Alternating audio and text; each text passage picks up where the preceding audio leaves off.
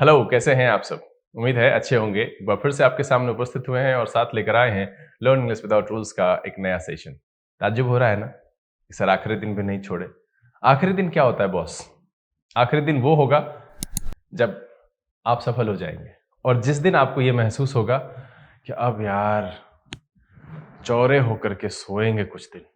क्यों? क्योंकि मुझे जो चाहिए था वो मिल गया है। अगर नहीं मिला है तो कौन सा नववर्ष, कौन सा त्योहार, कौन सी छुट्टियां? मुझे तो यही समझ में आता है कि जब तक आप सफल नहीं होते हैं, आप रास्ते में हैं, मंजिल पर पहुंचे नहीं हैं, तो हाँ, एंजॉय कर सकते हैं बट निश्चिंत नहीं हो सकते हैं।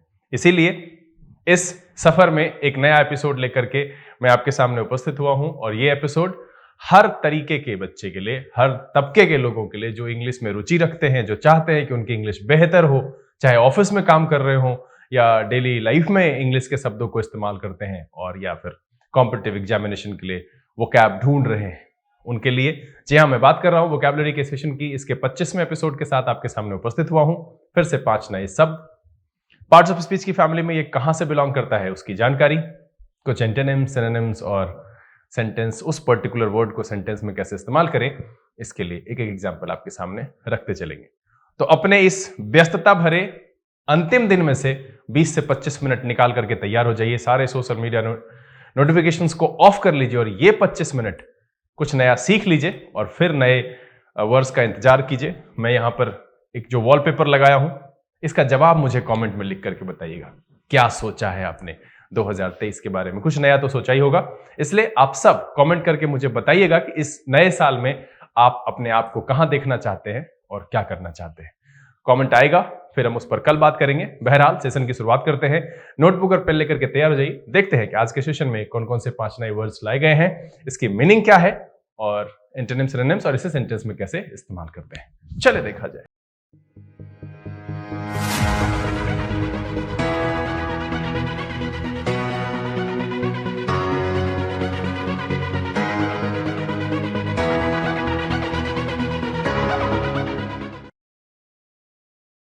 आइए हम आज के सेशन की शुरुआत करते हैं और बारी बारी से आपके सामने इस सेशन में लाए गए 5 वर्ड्स को रखते हैं।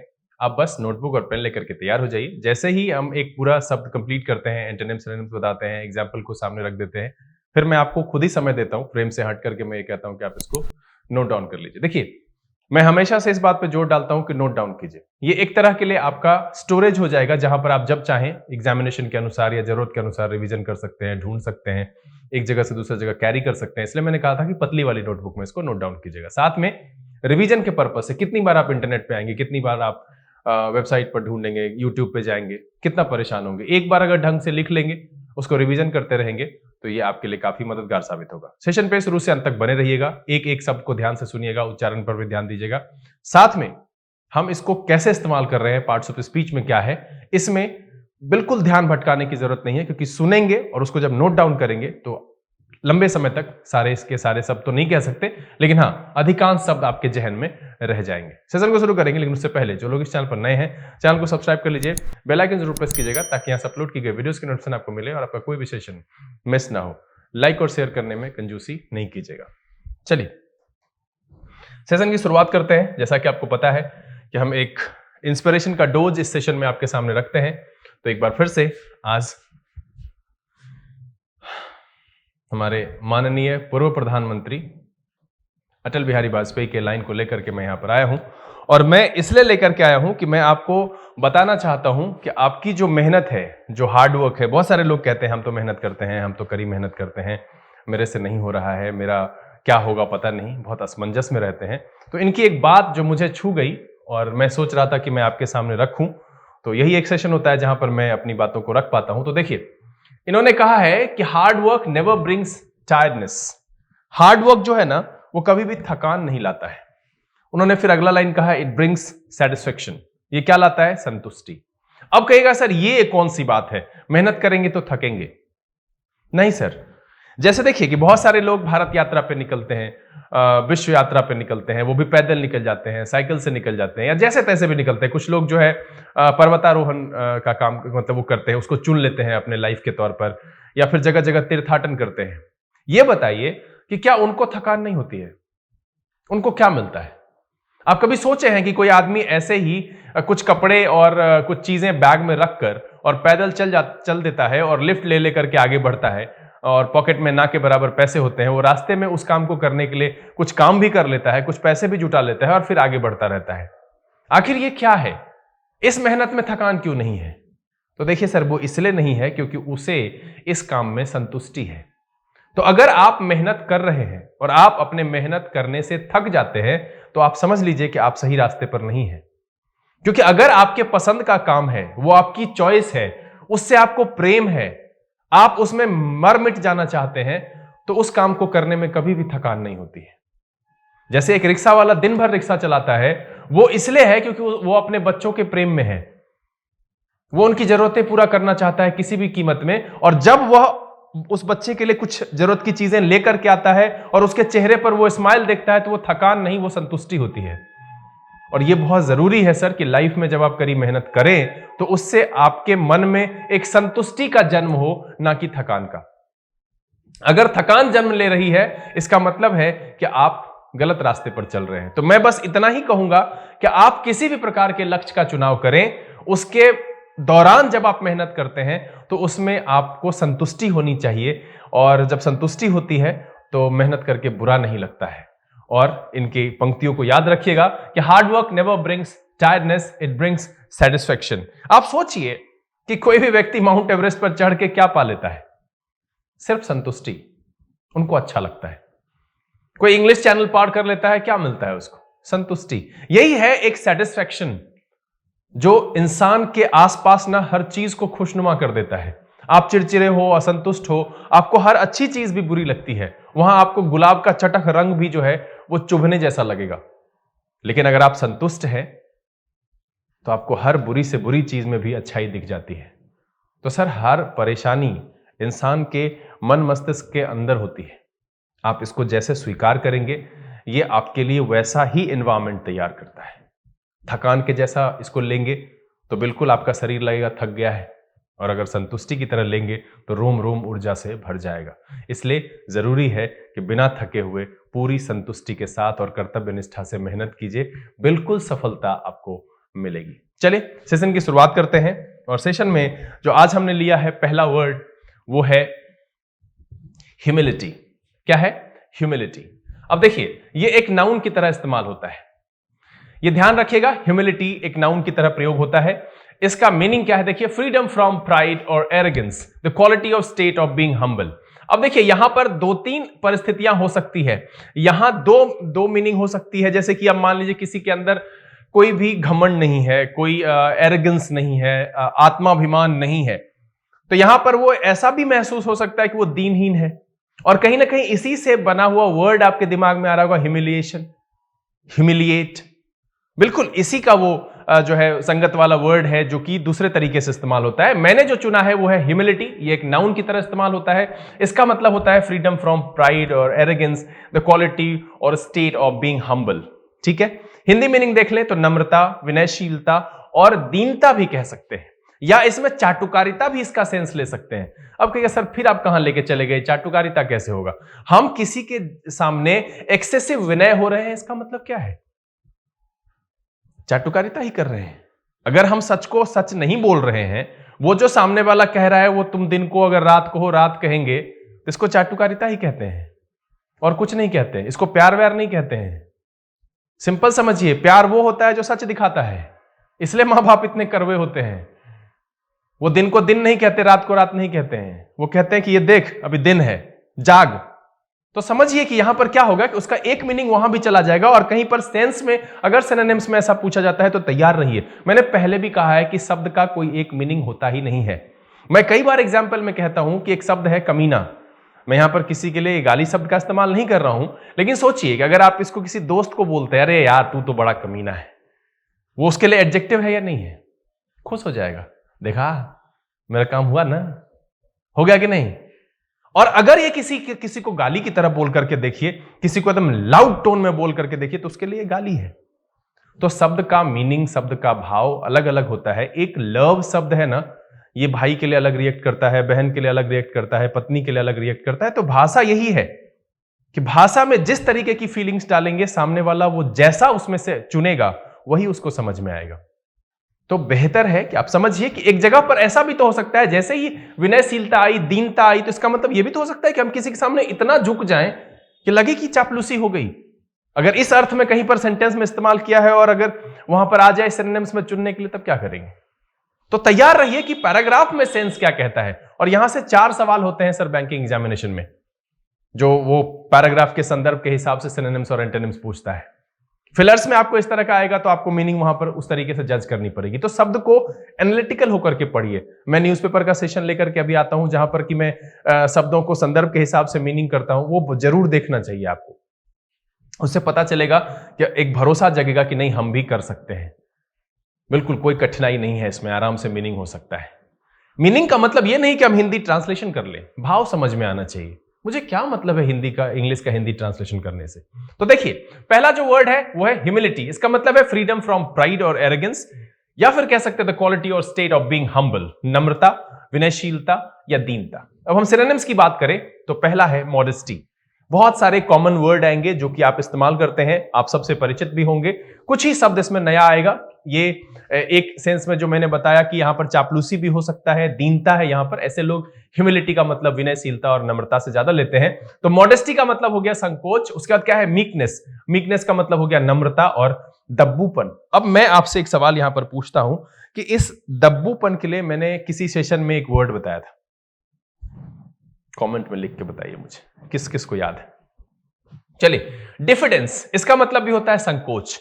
डिफिडेंस का मतलब क्या होता है? संकोच। हम्बलनेस, इसका मतलब भी होता है नम्रता और महत्वहीनता। साइनेस, इसका मतलब भी संकोच। अब देखिए कि आप फिर कहेंगे सर साइनेस का मतलब संकोच हुआ, तो संकोच से फिर नम्रता कहां से आ गई? आप हेजिटेट होते हैं कब? जब आप आत्माभिमान शो नहीं करते हैं, आप अपना स्वाभिमान सामने, कैसे होगा, ऐसे कैसे नहीं होगा, जब हम ऐसा करते हैं तो संकोच नहीं दिखाते हैं। तो जब हम संकोची हो रहे हैं इसका मतलब है कुछ तो सामने है जिस वजह से हम थोड़े विनम्र हो रहे हैं। तो इसका एक एक्सटेंसिव मीनिंग वो आ जाता है कि संकोच अगर कर रहे हैं दैट मींस हम विनय दिखाने की कोशिश कर रहे हैं, चाहे वो इंटेंशनली करें या फिर ऐसे दबाव में करें, लेकिन वो दिख रहा है वहां पर। तो डिफिडेंस का मतलब भी संकोच है, हम्बलनेस का मतलब नम्रता और महत्वहीनता है, साइनेस का मतलब भी संकोच है, लवलीनेस इसका मतलब भी दीनता से है, ठीक है, और टिमिडिटी इसका मतलब कायरता से है, डर से है, घबराहट से है। एक सेंस में ये सारे के सारे शब्द जो हैं वो ह्यूमिलिटी के सिनोनिम्स के तौर पर इस्तेमाल हो सकते हैं। मैं यहां पर बार बार कहता हूं हो सकते हैं, इसमें संदर्भ आपको देखना पड़ेगा। हो सकता है किसी जगह पर ये फिट ना बैठे और ये फिट बैठे, तो ये सेंटेंस का सेंस देखेंगे कि ह्यूमिलिटी को वहां किस तरीके से इस्तेमाल किया गया था। सेशन का पहला वर्ड है ह्यूमिलिटी, ये नाउन की तरह इस्तेमाल होता है। क्या मैंने कहा कि सेशन का पहला वर्ड है ह्यूमिलिटी, ये नाउन की तरह इस्तेमाल होता है और इसका मतलब होता है नम्रता, विनयशीलता, दीनता। एक अर्थ में संकोच भी ले सकते हैं, एक अर्थ में चापलूसी भी रख सकते हैं। मैं उसको यहां पर इसलिए नहीं रख रहा हूं कि इस सेंस में जहां इस्तेमाल होगा तब हम इसको देखेंगे। सिनोनिम्स के तौर पर जो मैंने शब्द लिया है वो है modesty, meekness, diffidence, humbleness, shyness, lowliness and timidity. चलिए अब हम एंटोनिम्स की बात कर लेते हैं। बिल्कुल, प्राइड मतलब होता है आत्माभिमान, स्वाभिमान। उसके बाद क्या है? एरोगेंस मतलब है घमंड, अहंकार, दंभ। कंसीट इसका मतलब भी होता है घमंड, अहंकार और गुमान। मुझे लगता है कि ये नया शब्द होगा आपके लिए, बाकी ये और ये तो आप परिचित हैं पहले से ही, है ना। एरोगेंस कहते हैं ना, बड़ा एरोगेंट आदमी है यार तुम, हम बोलचाल में इस्तेमाल करते हैं, लेकिन यही एग्जामिनेशन में आ जाए हम परेशान हो जाते हैं कि इतना पढ़ना पड़ता है। हमको ये बताइए ना, कौन सिखाया आपको एरोगेंट वर्ड? प्राइड वर्ड कब रटे थे आप? तो जब आपने प्रॉब्लम कब रटा था, सॉल्यूशन कब रटा, हैप्पीनेस कब रटा? नहीं रटे ना, तो फिर इन सबको रटने की कोशिश क्यों कर रहे हैं? बस उपयोग में लाइए, कनेक्टेड होइए। किसी के साथ रिश्ता बनाना होता है तो क्या करते हैं? किसी न किसी तरह से कनेक्शन जोड़ने की कोशिश करते हैं, चाहे उसके घर के चक्कर लगा के कनेक्शन काटे या मिस कॉल देकर के कैसे भी कनेक्शन जोड़े, लेकिन जोड़ने की कोशिश करते हैं। आप इंग्लिश को मिस कॉल तक नहीं देते हैं, घर के चक्कर लगाना तो छोड़ दीजिए, कम से कम इतना ही कर लीजिए कि दिन में 1-2 बार मिस कॉल के ही नजरिए से देख लीजिए, अरे आज के पेपर में पहला लाइन क्या है। देखिए फिर 1 महीने में कितना अंतर आ जाता है। अरे चाहत रहे, where there is will there is a way. Sir जहां चाह है वहां राह है, इंग्लिश क्या है, इंसान कहां पहुंच गया। चलिए, प्राइड का मतलब है आत्माभिमान, स्वाभिमान। एरोगेंस मतलब होता है घमंड, अहंकार, दंभ। कंसीट का मतलब होता है घमंड, अहंकार, गुमान। वैनिटी, वैनिटी का मतलब होता है घमंड, गर्व और दिखावा। इंपर्टिनेंस इसका मतलब होता है उदंड और धृष्टता। अब देखिए कि सर फिर कहेंगे सर इस सेंस का क्या मीनिंग है यहां पर? तो भैया जो उदंड होगा वो नम्रता नहीं दिखाएगा, उसमें विनयशीलता नहीं होगी, तो एक अर्थ में ये भी उसका उल्टा हो गया। हुआ या नहीं हुआ? चलिए अगला देखते हैं। एसर्टिवनेस इसका मतलब भी होता है दृढ़ता, और कॉन्फिडेंस जानते ही हैं आत्मविश्वास और विश्वास। तो ये सारे के सारे एंटोनिम्स के तौर पर इस्तेमाल होते हैं। सेशन का पहला वर्ड है ह्यूमिलिटी। ये एक नाउन की तरह इस्तेमाल होता है। मीनिंग क्या है? फ्रीडम फ्रॉम प्राइड और एरोगेंस, द क्वालिटी और स्टेट ऑफ बीइंग हम्बल। नम्रता, विनयशीलता, दीनता। सिनोनिम्स में रखा मैंने modesty, meekness, diffidence, humbleness, shyness, lowliness, timidity. Antonyms में रखा pride, arrogance, conceit, vanity, impertinence, assertiveness and confidence. चलिए हम इसके एग्जाम्पल को देख लेते हैं। Humility is the beginning of wisdom. बिल्कुल, कहीं पर भी अगर बुद्धिमानी की बात होगी तो वो आदमी दंभ नहीं दिखाएगा, नम्र हो जाएगा। कुछ कहते हैं सीखना होता है तो विनम्र हो जाइए। आपको वो एक कहानी फिर से हिंदू माइथोलॉजी की मुझे याद आ रही है, आपने भी शायद पढ़ी होगी। रामायण में एक संदर्भ है जब रावण को राम के द्वारा तीर लगता है और वो जमीन पर गिरते हैं, तो राम ने लक्ष्मण से कहा कि जाइए और आप उनसे कुछ सीख लीजिए। लक्ष्मण जाते हैं और उनके सिर की तरफ बैठते हैं। रावण कुछ नहीं बोलते और लक्ष्मण लौट जाते हैं कि वो तो कुछ बोल ही नहीं रहे हैं। और फिर दोबारा जाते हैं राम के पास, तो राम कहते हैं कि एक बार फिर कोशिश कीजिए। फिर लक्ष्मण जाते हैं, फिर उनके शीश की तरफ बैठते हैं और रावण फिर कुछ नहीं बोलते हैं।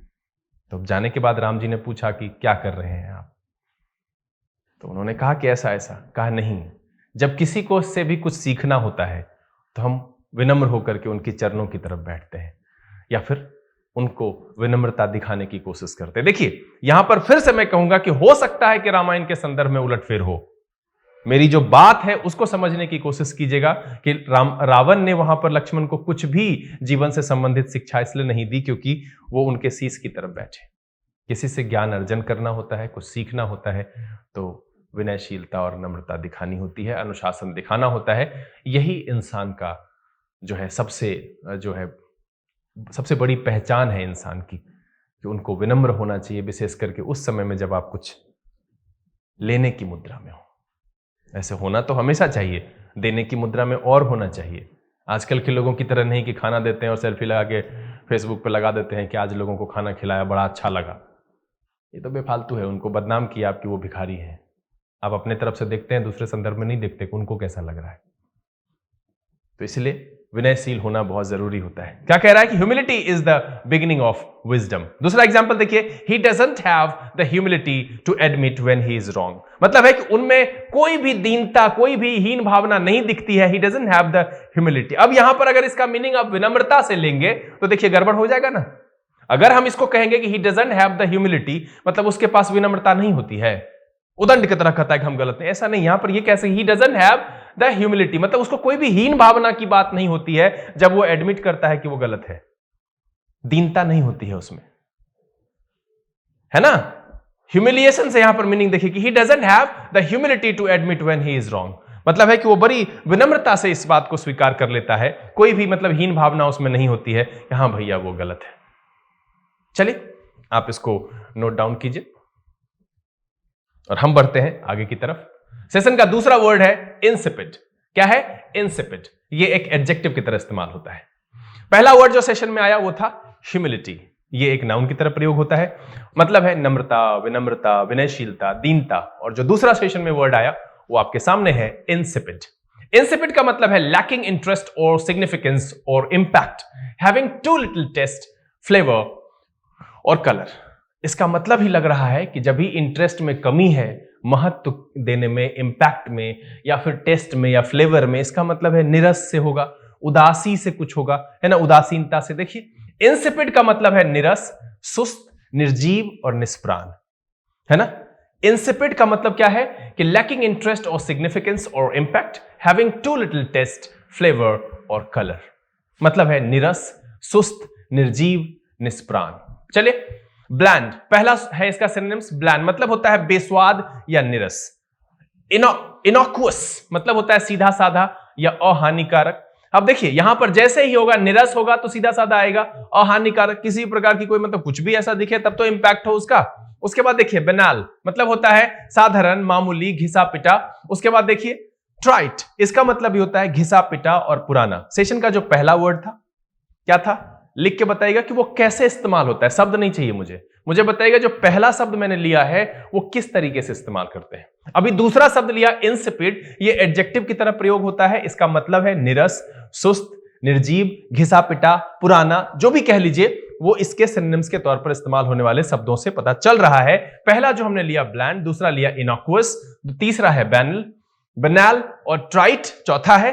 पांचवा देखिए वेपिड, इसका मतलब होता है निरस, बेजान और फीका। देखिए शब्दों के उच्चारण में ब्रिटिश और अमेरिकन के चक्कर में नहीं फंसिएगा, थोड़ा बहुत अदला बदली हो जाती है। हमारी जो प्रोनाउंसिएशन है वो ब्रिटिश है, बस मैं ये चाहता हूं कि सही सही उच्चारित करिए, कुछ और मत पढ़ दीजिए, वॉज को वाज मत पढ़ दीजिए, ये गड़बड़ है।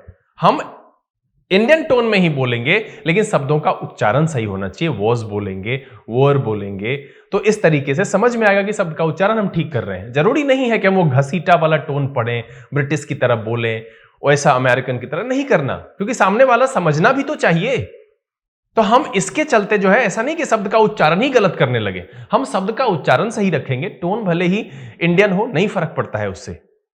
क्या करना है, मुझे अंग्रेजी सीखनी है, ये इंपॉर्टेंट चीज है पहले, और बाद में अगर आपको लगे कि नहीं मुझे वो भी एक्सेंट सीखना है तो सीख लीजिए, दुनिया में सीखने की कमी थोड़ी है। लेकिन कम से कम पहले आ तो जाए, पहले हम चलना सीख लें, दौड़ना सीख लें, बाद में मन होगा तो हम भाई रेस में भी शामिल हो जाएंगे, नेशनल खेल लेंगे, उस लेवल की तैयारी कर लेंगे। लेकिन पहले इंपॉर्टेंट क्या है कि चलना आ जाए, दौड़ना आ जाए, आपके एग्जामिनेशन में जो कुछ भी पूछा जा रहा है उसका जवाब देना आ जाए, इंपॉर्टेंट ये है। बच्चे मड़े फिरते हैं एक्सेंट के पीछे, अरे भैया पहले उस लायक तो हो जाइए कि आप कॉम्पिटिटिव एग्जामिनेशन निकाल लीजिए, पैराग्राफ को समझ पाइए, लाइंस लिख पाइए, किसी का बोले हुए का जवाब दे पाइए। चलिए क्या है, ब्लैंड, इनॉक्वस, बनैल, ट्राइट, वेपिड, इसका मतलब भी होता है निरस और बेजान। उसके बाद अगला बोरिंग, सबसे कॉमन है ना, बोरिंग का मतलब है उबाऊ, निरस, और क्या है स्टेल, स्टेल का मतलब भी घिसा पिटा निरस होता है। तो यहां जो हमने आज के सेशन में दूसरा शब्द लिया है वो है इंसिपिड, और जो पहला शब्द था वो था ह्यूमिलिटी, जो कि नाउन की तरह प्रयोग होता है, इंसिपिड प्रयोग होता है एडजेक्टिव की तरह। इसका मतलब होता है निरस, सुस्त, निर्जीव। हमने जो यहां पर सिनोनिम्स में शब्द लिए हैं वो है bland, innocuous, banal, trite, vapid, boring, stele.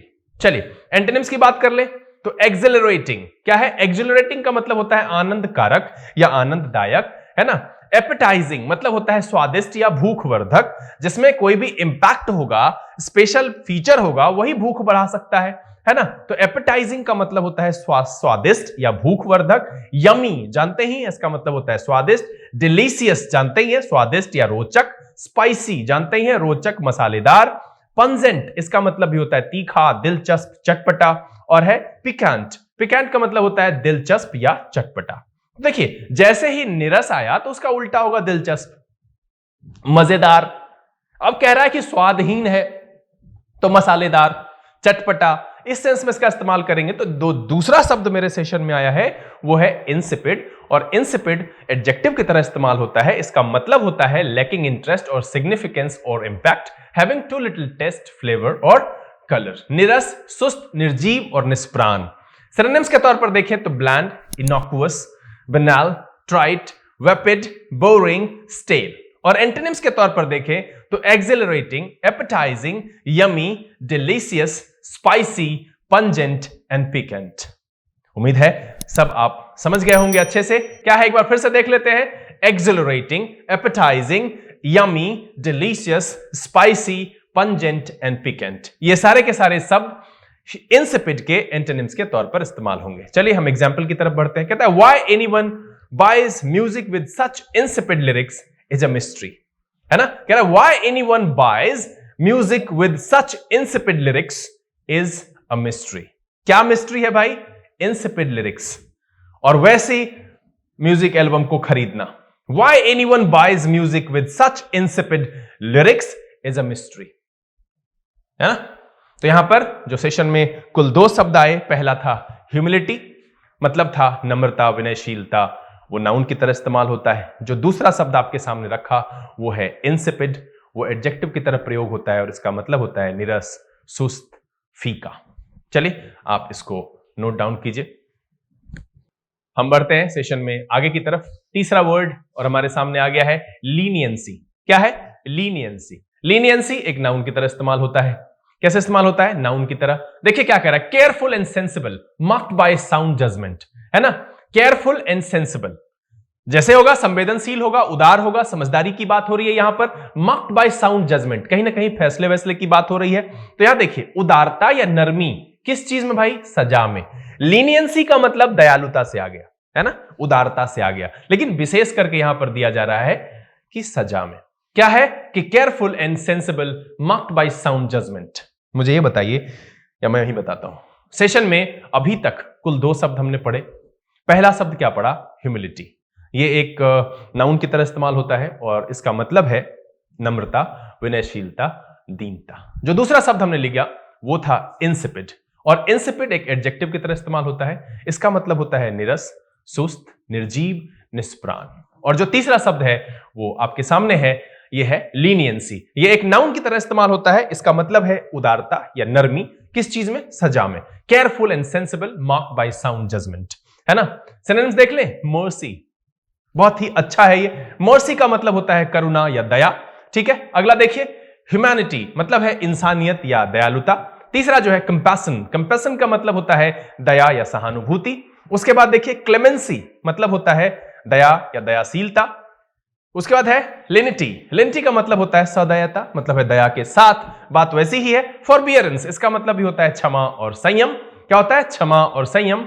अगला है पिटी, पिटी का मतलब होता है दया, करुणा और तरस। तो सेशन में जो तीसरा शब्द है लीनियंसी, ये नाउन की तरह इस्तेमाल होता है और इसका मतलब होता है उदारता और दयालुता। किस चीज में? सजा में, विशेष करके, है ना। सिनोनिम्स के तौर पर इस्तेमाल कर रहे हैं mercy, humanity, compassion, clemency, lenity, forbearance and pity. अब यहां पर देखिए कि जो अगला है एंटोनिम्स वो है सेवेजरी। सेवेजरी का मतलब होता है क्रूरता या जंगलीपन। ब्रुटैलिटी मतलब होता है क्रूरता या पाशविकता। उसके बाद है क्रुएल्टी, मतलब है क्रूरता या निर्दयता। रिगर, आपने सुना होगा रिगरस इंप्रिजनमेंट, ये इसी का एडजेक्टिव वाला फॉर्म होता है, इसी रिगर से बना है रिगरस। रिगर का मतलब होता है कठोरता या कड़ाई। बारबैरिटी मतलब होता है क्रूरता से, और है एट्रोसिटी, इसका मतलब होता है अत्याचार से। और सिविरिटी, सिविरिटी का मतलब होता है उग्रता और कठोरता से। तो हमने यहां पर जो सिनोनिम्स रखा है वो है mercy, humanity, compassion, clemency, lenity, फॉरबियरेंस, पिटी। और जो एंटोनिम्स लिया है वो है सेवेजरी, ब्रुटैलिटी, क्रुएल्टी, रिगर। और मैंने कहा कि रिगर से ही बना हुआ है रिगरस, और इसी को हम लगा देते हैं जब कोई सजा सुनाया था, रिगरस इंप्रिजनमेंट। कई बार आपने फिल्मों में, सीरियल में इसको सुना होगा। रिगर का मतलब होता है कठोरता से, और इसी का वो एडजेक्टिव वाला होता है जिसमें OUS लगा हुआ होता है। मैंने आपको पहले से भी कई बार बताया है। बारबैरिटी का मतलब होता है क्रूरता, एट्रोसिटी का मतलब होता है अत्याचार, और सेवेरिटी का मतलब होता है उग्रता या कठोरता। तो चलिए हम एग्जाम्पल की तरफ बढ़ते हैं। पुलिस ऑफर लीनियंसी, है ना, पुलिस जो है ऑफर करती है leniency to criminals in return for information, है ना। किसी प्रकार की सूचना जो पुलिस को फायदा पहुंचाए तो वो लीनियंसी ऑफर करती है कि हम ठीक है, सजा में उदारता दिखाएंगे, सजा कम करवाएंगे, आप सरकारी गवाह बन जाओ। ये कॉमन सी घटना है जिस सबसे आप सब परिचित हैं। तो यहां पर सीधा सीधा है कि सेशन का जो तीसरा शब्द है वो है मेरा लीनियंसी। ये जो आया है वो आया ह्यूमिलिटी और इंसिपिड के बाद। ये नाउन की तरह इस्तेमाल होता है, ह्यूमिलिटी भी नाउन की तरह इस्तेमाल होता है, और इंसिपिड एडजेक्टिव की तरह इस्तेमाल होता है। यहां पर इसका जो सिनोनिम्स है वो है mercy, humanity, compassion, clemency, lenity, forbearance and pity. और जो एंटोनिम्स है वो है savagery, brutality, cruelty, rigour, barbarity, atrocity and severity. Example के तौर पर हमने क्या रखा? Police offer leniency to criminals in return for information. Police offer leniency to criminals in return for information. आप इसको नोट डाउन कर लीजिए। चलिए हम बढ़ते हैं आगे की तरफ और लेते हैं सेशन का अगला वर्ड, ये है कुडोस। क्या है? कुडोस। ये एक नाउन की तरह इस्तेमाल होता है। मुझे जल्दी से बताइए तो इसके पहले का शब्द कैसे इस्तेमाल होता है? याद है? नहीं याद है? चलिए हम एक बार पीछे मुड़ लेते हैं। चलिए देखिए, लीनियंसी नाउन की तरह इस्तेमाल होता है। क्या मीनिंग आया यहां पर? उदारता और नरमी। अरे अरे, यहां देखिए, यहां इसको उदारता कर लीजिएगा। यहां ड लिखा गया, टाइपिंग मिस्टेक है, कोई दिक्कत नहीं है। यहां पर इसको उदारता कर लीजिएगा, है ना। वैसे भी मैं कई बार बोला हूं। चलिए, तो हमको यह देखना था कि लीनियंसी कैसे इस्तेमाल होता है? नाउन की तरह। और जो अगला शब्द लिया है कुडोस, ये भी है नाउन की तरह। तो अभी तक टोटल 3 नाउन आ गए। तीनों बताइए तो नीचे लिख के। चलिए, इसमें दूसरा शब्द था, मैं हिंट कर देता हूं, दूसरा था इंसिपिड, वो था एडजेक्टिव।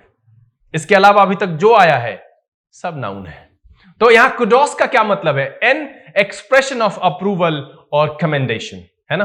कमेंडेशन का मतलब होता है सराहना से, प्रशंसा से। और हां, कमेंड वर्ड मैंने किसी सेशन में लिखा है, बताया था। बताइए, इन्वॉल्वमेंट दिखाएंगे तो मजा आएगा ना। जैसे रुपेश जी लिखते हैं, जब भी वो देखते हैं, रिया लिखती है, तो मजा आता है देख करके। तो मैं सबसे कहूंगा कि जब आप सेशन देखते हैं तो उसमें इन्वॉल्व हो जाइए, तल्लीन हो जाइए पूरी तरह से। मैंने कहा नोटिफिकेशन ऑफ कर दीजिए। देखिए, एक सुकून होना चाहिए वहां पर पढ़ते समय, तब तो वो टिकेगा आपके दिमाग में। आप डिस्टर्ब होकर सुनेंगे कि लगता है ना, कुछ लोग लगता है हम दो तरह का काम कर रहे हैं, हम लिख भी रहे हैं, हम पढ़ भी रहे हैं, कुछ नहीं हो रहा है। आप बीच में हैं, ना लिख रहे हैं ना पढ़ रहे हैं। पहले सुन लीजिए, फिर लिख लीजिए। क्लास में भी यही करना चाहिए कि जब शिक्षक समझा रहे हो तो चुपचाप सुनिए और बोलिए कि सर लिखना है, अब लिखाइए। बोर्ड पर नहीं मिटाइए सर, लिखने दीजिए। तो इसमें क्या होगा ना कि स्पष्ट एक आपका बनता है कि हाँ भैया मैंने सुना, अब मैं लिख रहा हूं। आधा आधा में ध्यान भटक जाता है, बिल्कुल भटकता है सबका। चलिए, तो चौथा शब्द है कुडोस। इसका मतलब होता है एन एक्सप्रेशन ऑफ अप्रूवल और कमेंडेशन। इसका क्या मतलब है? किसी उपलब्धि के लिए प्राप्त प्रशंसा या सम्मान। तो सारे के सारे प्रशंसा वाले शब्द होंगे सिनोनिम्स में। देखिए, अपलॉज मैंने बताया पहले से, वाहवाही या सराहना। फेम, कीर्ति और प्रसिद्धि। ग्लोरी, कीर्ति और वैभव। प्रेस्टीज, प्रतिष्ठा और ख्याति। हाँ, ये नया वर्ड है एप्रोवेशन, है ना। एप्रोवेशन का मतलब होता है प्रशंसा और समर्थन। तो ध्यान रखने लायक यही है, ये मैं पहले से बता चुका हूं। Applause, fame, glory, prestige, approbation. उसके बाद क्या है? एक्कोलेड, ये भी मैंने किसी सेशन में बताया है, सराहना और सम्मान। अक्लेम, ये भी मैंने बताया है, प्रशंसा और सम्मान। तो इसमें जितने भी शब्द पुराने हैं, मैं चाहता हूं कि आप उसकी मीनिंग नीचे लिख करके सेशन बताइए किस सेशन में पढ़े थे आप।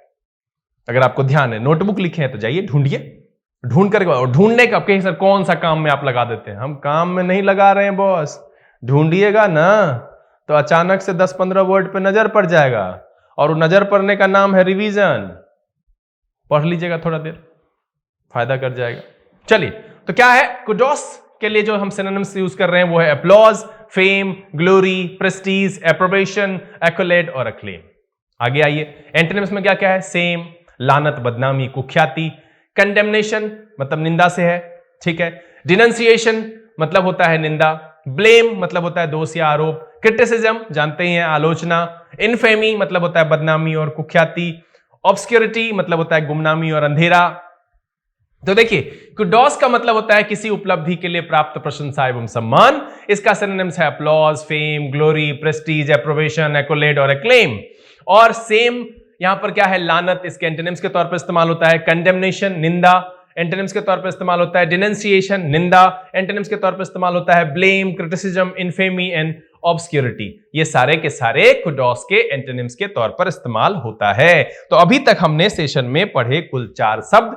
पहला पढ़ा ह्यूमिलिटी, ये एक नाउन की तरह इस्तेमाल होता है, इसका मतलब है नम्रता, विनयशीलता या दीनता। दूसरा पढ़ा इंसिपिड, ये एक एडजेक्टिव की तरह इस्तेमाल होता है और इसका मतलब होता है निरस, बेस्वाद, फीका, निर्जीव, निष्प्राण। तीसरा हमने पढ़ा लीनियंसी। लीनियंसी का मतलब था उदारता, है ना, दयालुता। किस चीज में? विशेष करके सजा में। और चौथा हमारे सामने आया कुडोस। ये इसका मतलब है, ये एक नाउन की तरह इस्तेमाल होता है, इसका मतलब है किसी उपलब्धि या प्राप्त प्रशंसा, प्राप्त सम्मान, प्राप्त पद के लिए प्रशंसा एवं सम्मान, है ना। एन एक्सप्रेशन ऑफ अप्रूवल और कंडेमनेशन। सिनोनिम्स क्या क्या है? Applause, fame, glory, prestige, approbation, accolade और अक्लेम।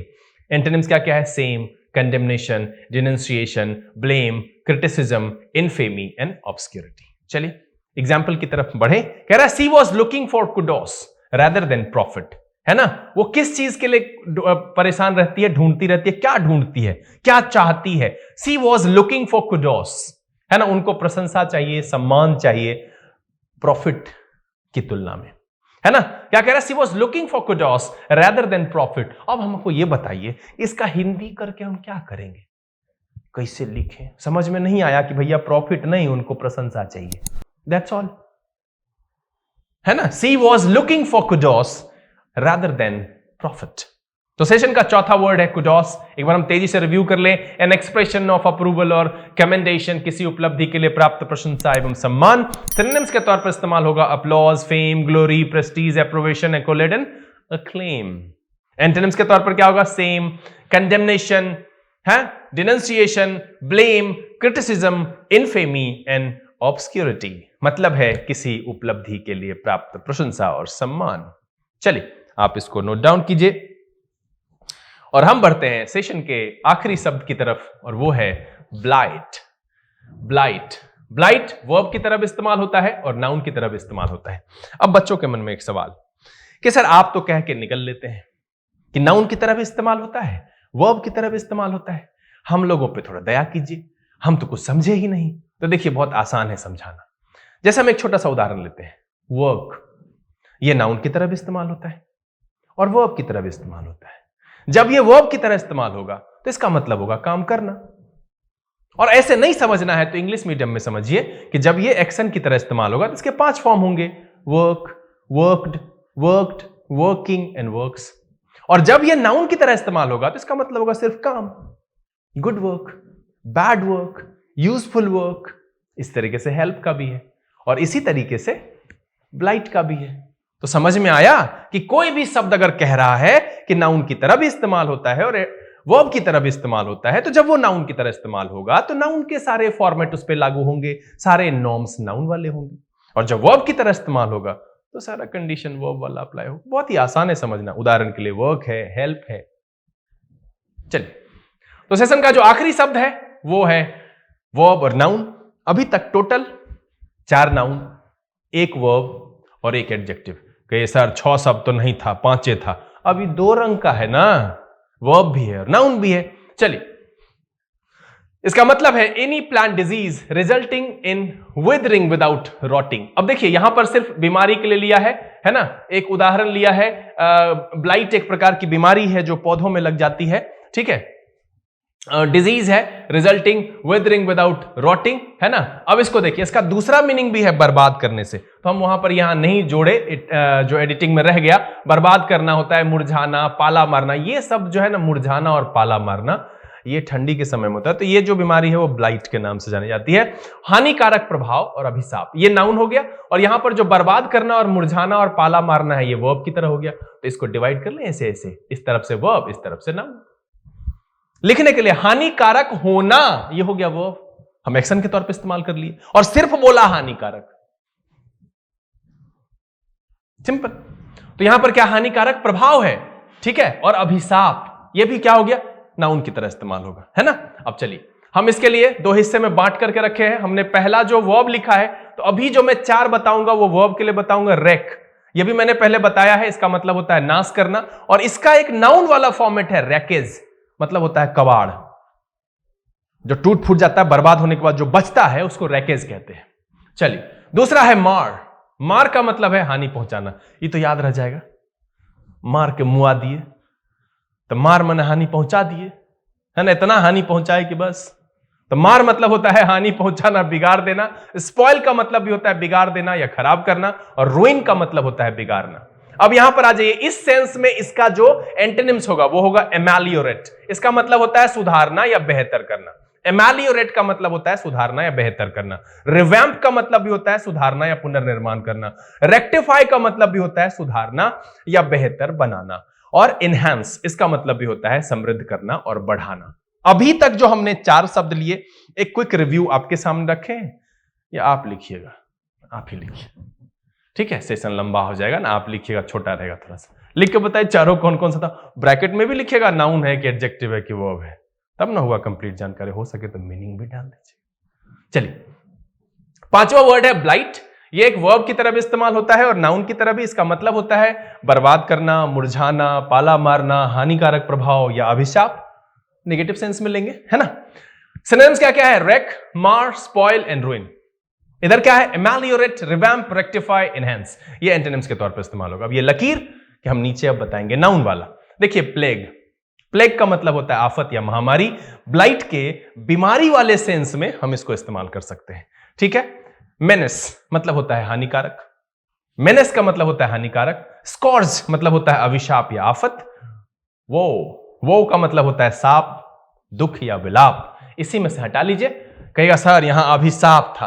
अरे दोनों का मीनिंग सेम ही है लगभग। साप हो कि अभिशाप हो, दुख हो, विलाप हो, वो मतलब होता है साप, दुख या विलाप। अब इधर आ जाएंगे एंटोनिम्स में। Prosperity, embellishment, adornment and boon. Prosperity का मतलब समृद्धि, एम्बेलिशमेंट का मतलब सजावट या आभूषण। हाँ, बीमारी लगी, बर्बाद हो गया, सड़ गया, खत्म हो गया, तो उससे है सजावट या आभूषण। एडॉर्नमेंट का मतलब होता है बनावट, सजावट और अलंकरण। बून का मतलब होता है लाभ या वरदान। चलिए, सेशन में अभी तक जो 4 शब्द हमने लिए उसमें पहला था ह्यूमिलिटी। ये एक नाउन की तरह इस्तेमाल होता है। इसका मतलब होता है नम्रता, विनयशीलता, दीनता। दूसरा जो शब्द लिया हमने वो था इंसिपिड। ये एक एडजेक्टिव की तरह इस्तेमाल होता है। इसका मतलब है निरस, फीका, निष्प्राण, निर्जीव, बेस्वाद। तीसरा लिया लीनियंसी। लीनियंसी का मतलब होता है उदारता या दयालुता। किस चीज में? सजा में। और यह नाउन की तरह इस्तेमाल होता है। चौथा शब्द जो आया वो था कुडोस। कुडोस भी नाउन की तरह इस्तेमाल होता है और इसका मतलब होता है किसी भी प्राप्त जो अचीवमेंट होता है ना, उसके लिए प्राप्त प्रशंसा या सम्मान, है ना। और जो पांचवा और आखिरी शब्द है वो है आपका ब्लाइट। ये वर्ब और नाउन दोनों तरह से इस्तेमाल होता है। इसका मतलब होता है बर्बाद होना, बर्बाद करना, मुरझाना, हानिकारक प्रभाव या अभिशाप। हमने वर्ब के तौर पर लिया है। ये जो 4 है ये वर्ब वाली कैटेगरी है। इसको इधर इधर इसी ऊपर है, ये है वर्ब वाला, और ये जो नीचे है ये है नाउन वाले सेंस में। ऐसा हम जनरली करते नहीं है, हम बता देते हैं। आज मैंने अंतर भी आपको बता दिया है। तो सिनोनिम्स है रेक, मार, स्पॉइल और रुइन। नाश करना, हानि पहुंचाना, बिगाड़ देना, बिगाड़ना। इधर एमेलियोरेट, रिवैम्प, रेक्टिफाई और इनहेंस, इसका मतलब होता है उस सब का उल्टा, सुधारना, बेहतर करना, पुनर्निर्माण करना, समृद्ध करना। इस सेंस में इस्तेमाल करते हैं। जब हम ब्लाइट को नाउन के तौर पर लें तो प्लेग उसका सिनोनिम्स हो सकता है, मेनेस हो सकता है, स्कॉर्ज हो सकता है, वो हो सकता है। एंटोनिम्स में प्रोस्पेरिटी हो सकता है, एम्बेलिशमेंट हो सकता है, एडॉर्नमेंट हो सकता है और बून हो सकता है। मुझे लगता है कि ये और ये शब्द आपके परिचय का है। ये 2 नया है तो इस पर विशेष रूप से ध्यान दीजिएगा। एम्बेलिशमेंट मतलब होता है सजावट या आभूषण, और एडॉर्नमेंट मतलब होता है सजावट या अलंकरण। चलिए एग्जांपल देख ले। कह रहा था scandal blighted the careers of several leading politicians. मतलब क्या हो गया? अब यहां पर जब पॉलिटिशियन के करियर की बात कर रहा है तो ये सेंस लेंगे, है ना। क्या कह रहा है कि स्कैंडल, जो स्कैंडल हुआ ना, जो घपला, घोटाला, जो भी कहिए, बाहर सामने आया, blighted the careers of several leading politicians. Hindi करेंगे इसका? नहीं समझ में आया? हिंदी में लिखें। अरे मत करिए हिंदी, बर्बाद हो जाइएगा। सेंस पकड़िए, समझदारी जगाइए। इंग्लिश सुने, इंग्लिश में समझे, इंग्लिश में जवाब दे। कहा है? देखिए आखिरी बार, ब्लाइट सिनोनिम्स क्या क्या? इसका मतलब बर्बाद करना, मुरझाना, पाला मारना। सिनोनिम्स है रेक, मार, स्पॉइल और रुइन। एंटोनिम्स है एमेलियोरेट, रिवैम्प, रेक्टिफाई और इनहेंस। अगर हम नाउन के तौर पर लेते हैं तो प्लेग, मेनेस, स्कॉर्ज, वो, प्रोस्पेरिटी, एम्बेलिशमेंट, एडॉर्नमेंट और बून। ये 4 एंटोनिम्स और ये 4 सिनोनिम्स। सेंटेंस क्या आया? The scandal blighted the career of several leading politicians. उम्मीद है कि आप सबको ये सेशन बहुत ही मजेदार लगा होगा और आपने मेरे साथ साथ शब्द सीखा भी और एंजॉय भी किया। अब यहां पर यह मेहनत करके आपको थकान नहीं, संतुष्टि हुई होगी कि इतने सारे शब्द हमने सीख लिए। आज के सेशन में जो हमने कुल 5 वर्ड आपके सामने रखे, उसमें से पहला था ह्यूमिलिटी। वो क्या था? नाउन की तरह इस्तेमाल होता है। इसका मतलब है विनम्रता, दयाशीलता, दीनता। दूसरा शब्द रखा वो था इंसिपिड। इंसिपिड एक एडजेक्टिव की तरह प्रयोग होता है। इसका मतलब था निरस, फीका, निष्प्राण, निर्जीव, बेस्वाद। तीसरा जो शब्द रखा हमने वो था लीनियंसी। लीनियंसी नाउन की तरह प्रयोग होता है। इसका मतलब होता है उदारता और दयालुता, और ये उदारता और दयालुता विशेष करके सजा के सेंस में दिखाने के लिए यूज किया जाता है। चौथा वर्ड हमने रखा वो था कुडोस। कुडोस एक नाउन की तरह इस्तेमाल होता है और इसका इस्तेमाल हम करते हैं किसी अचीवमेंट के लिए, जो प्रशंसा की जाती है, जो सम्मान दिया जाता है, उसके लिए। जो आखिरी वर्ड इस सेशन में हमने रखा वो था ब्लाइट। ये वर्ब की तरह भी इस्तेमाल होता है और नाउन की तरह भी। इसका मतलब होता है बर्बाद करना, मुरझाना, पाला मारना, हानिकारक प्रभाव, अभिशाप, खराबी, गड़बड़ी। इस सेंस में हम ब्लाइट का, दुर्दशा, इस सेंस में इस्तेमाल करते हैं ब्लाइट का। उम्मीद करते हैं कि आप सब ने पूरे सेशन में अपने आप को अंत तक यूं ही मेंटेन रखा होगा, हर एक शब्द को उसके एंटोनिम्स, सिनोनिम्स और एग्जाम्पल के साथ नोट डाउन कर लिया होगा। तो इस सेशन की समाप्ति के बाद आप उसे 2-2 बार रिवीजन करके छोड़ दीजिएगा और नियमित अंतराल पर रिवीजन करते रहिएगा। उम्मीद है ये वीडियो आपको पसंद आया होगा। अगर ये वीडियो आपको अच्छा लगा आप इसे लाइक कर दें। चैनल सब्सक्राइब नहीं किया है तो सब्सक्राइब कर लीजिए।